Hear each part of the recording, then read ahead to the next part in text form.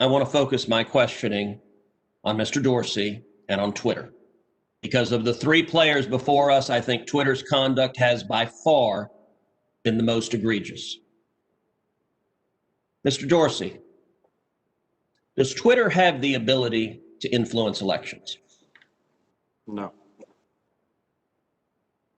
You don't believe Twitter has any ability to influence elections?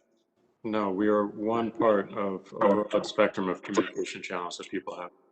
So you're testifying to this committee right now that Twitter, when it silences people, when it censors people, when it blocks political speech, that has no impact on elections? People have choice of other communication channels with which. Not if they don't hear information. If you don't think you have the power to influence elections, why do you block anything? Well, we have policies that are focused on making sure that more voices on the platform are possible. We see a lot of abuse and harassment, which ends up silencing people and having them leave from the platform. All right, Mr. Dorsey, I find your opening questions, your opening answers absurd on their face. Let's talk about the last 2 weeks in particular. As you know, I have long been concerned about Twitter's pattern of censoring and silencing individual Americans with whom Twitter disagrees. But 2 weeks ago, Twitter, and to a lesser extent Facebook, crossed a threshold that is fundamental in our country.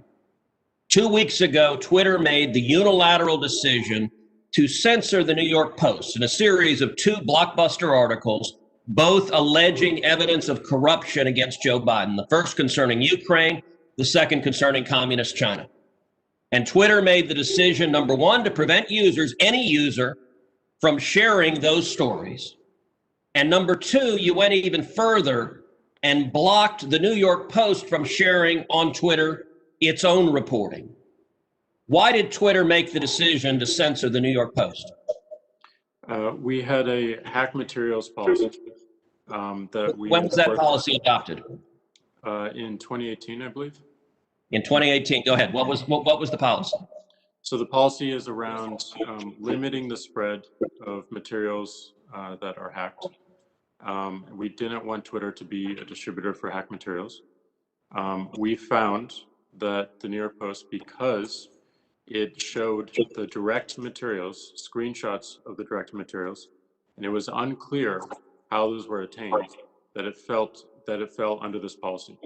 Now, so in your view, if it's unclear the source of a document, and in this instance, the New York Post documented what it said the source was, which it said it was a laptop owned by Hunter Biden that had been turned into a repair store. So they weren't hiding what they claimed to be the source. Is it your position that Twitter, when you can't tell the source, blocks press stories? No, not at all. Our team made a fast decision.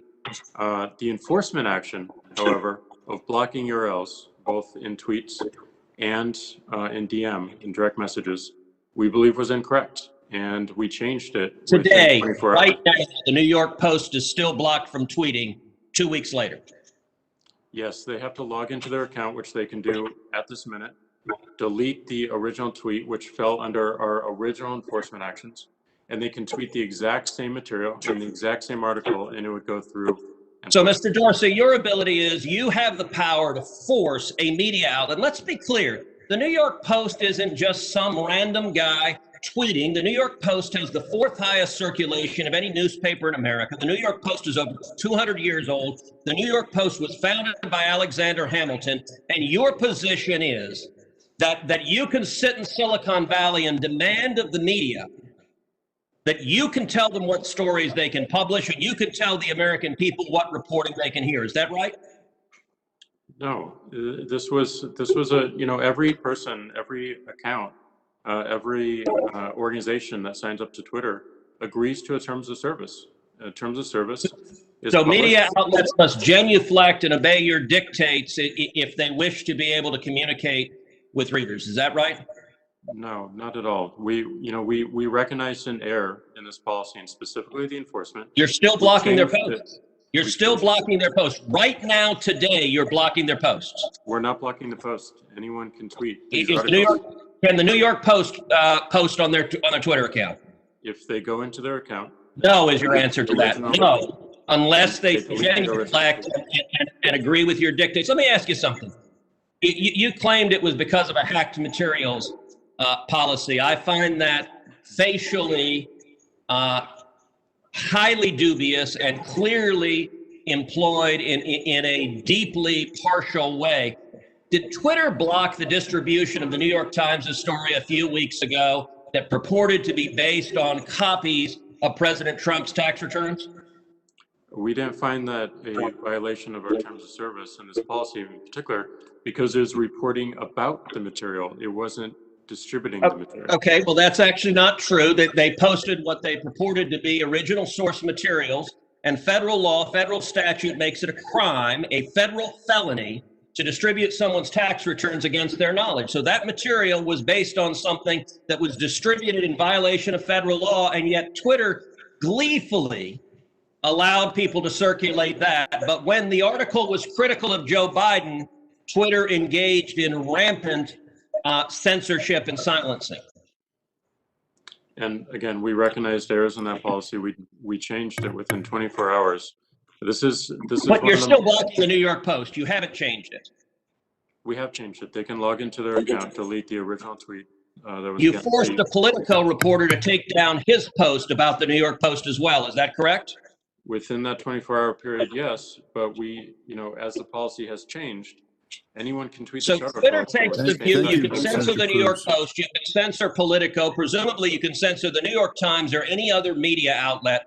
Mr. Dorsey, who the hell elected you and put you in charge of what the media are allowed to report and what the American people are allowed to hear? And why do you persist in behaving as a Democratic super PAC, silencing views to the contrary of your political beliefs? Let's give Mr. Dorsey a few seconds to answer that, and then we'll have to conclude this segment.